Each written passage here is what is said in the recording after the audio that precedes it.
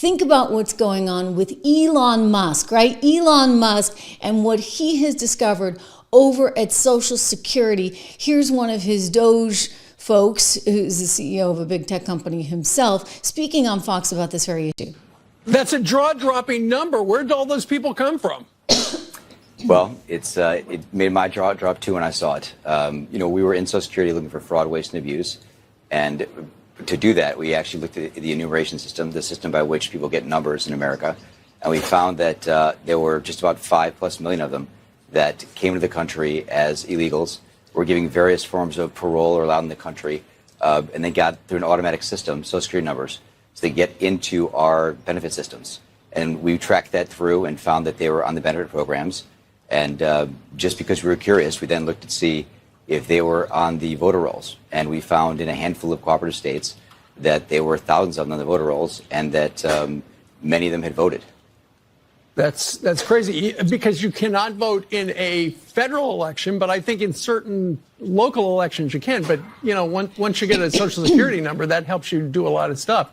I know, Antonio, part of this started with a program from, I think, 2017 that got started, where if people came into the country and they were authorized to work, they would automatically give them a number. But, Elon was talking a little bit about how 400,000 Social Security numbers were stolen. It was one person. What can you tell us about that? That's an ongoing investigation, so I don't know how much I can tell you. But we did find, as we looked through the programs, and a particular employee that had actually sent themselves Social Security numbers through their email for reasons we don't understand, but clearly nefarious. Oh my gosh. Yeah, I mean, so that's actually really, really, really alarming. And I think we have to dig into that, guys. I think that's pretty important, even on a day when we've got the sell-off, which we will talk about as well. But come on, I mean, what exactly was going on there at Social Security? I think that we deserve some more answers on this. Let me go to what they found here. So this is an example of what we saw. Gracias alleged that they had identified and reported undocumented immigrants improperly receiving Social Security and registering to vote. This is allegations. This is according to an ABC News report that ABC has not been able to verify. But according to Garcias, they found defaults in the system that were applying benefits.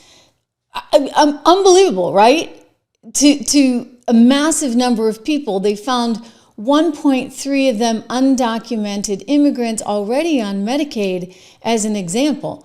Now, I'm wondering to what extent this may have been taxpayer ID numbers that they hand out. They're referring to these as Social Security numbers.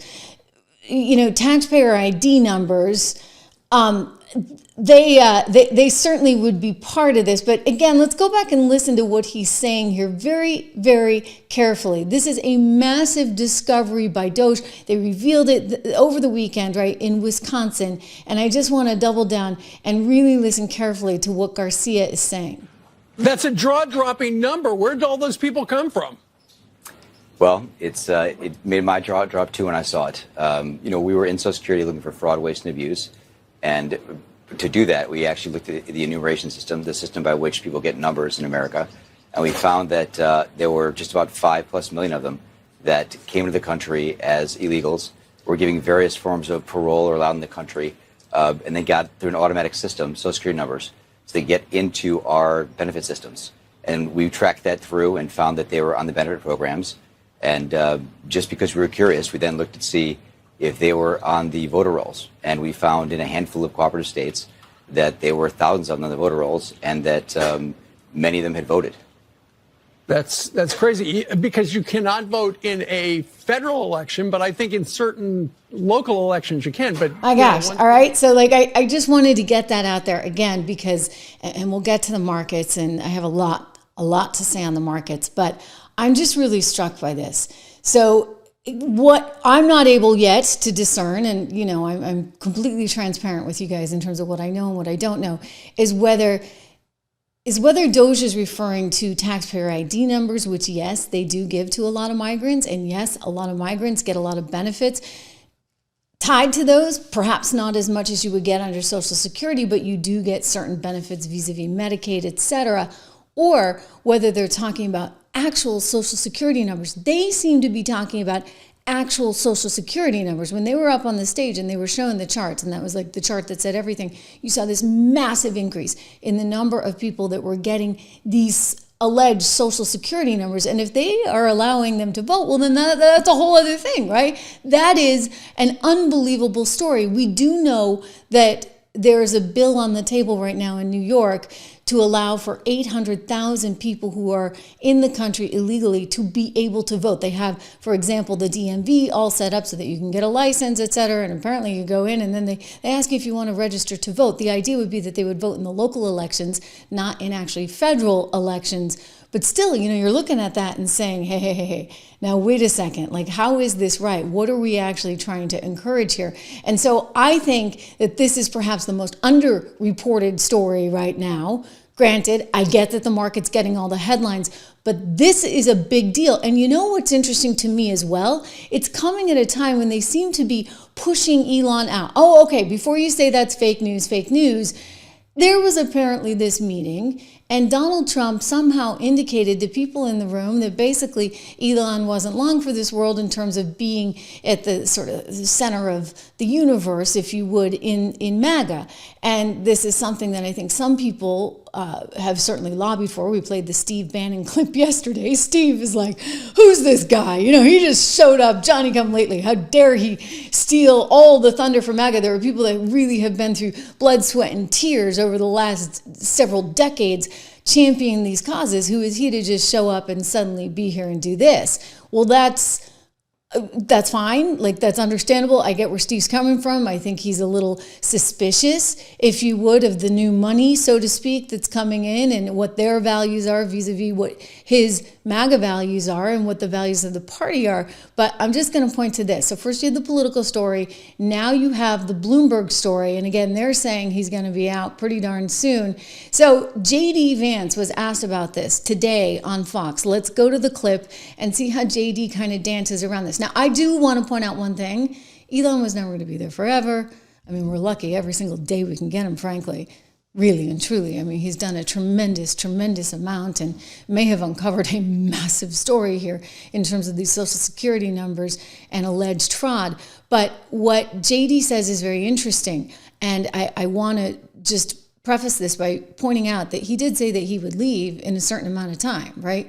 He's not going to be there forever. It was 130 days, which would bring us right until the end of May. But nonetheless, it's still a little strange that they're trying to push him out the door so fast. And, the mainstream media is in on that one. They love the idea of Elon getting kicked to the curb because it makes Trump look bad, Elon look bad, et cetera, et cetera. Here we go. Well, first of all, that report I saw was total fake news. Yeah. Elon came in and we said, we need you to make government more efficient. We need you to shrink the incredible, vast bureaucracy that thwarts the will of the American people, but also costs way too much money. And we said that's going to take about 6 months. And that's what Elon signed up for. But of course, he's going to continue to be an advisor. And by the way, the work of DOGE is not even close to done. The work of Elon is not even close to done. You look at all of the fraudulent grants that they found. You look at people who are 150 years old, who are fraudulently collecting Social Security payments. You see our Social Security system, 40% of the people who are calling in are actually committing fraud. That means the 60% who need their Social Security checks are waiting in line.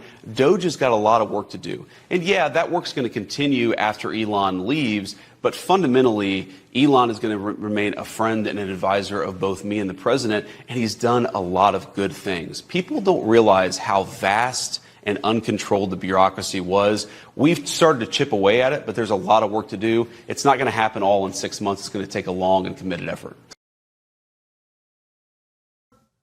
Yeah. So that kind of sounds to me like he's like, all right, it's eventually coming to the end. You can say it's fake news, but it's eventually coming to the end. Look, I don't know. Here's what I'm going to say. Elon has done a tremendous amount, and Elon could do a tremendous amount more. I mean, Elon's got a company to run. Tesla, I mean, look what he's put Tesla through.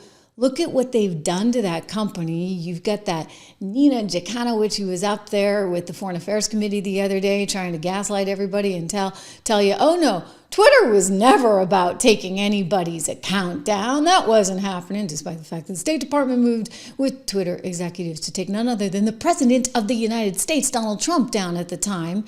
So there was a lot of gaslighting. Her organization allegedly is involved in trying to bankrupt Tesla or take down Tesla. So that's he's got that he's got to deal with, which is a massive amount, all while dealing with the onslaught of, oh, how dare you say this about these people that we're trying to bring into the country.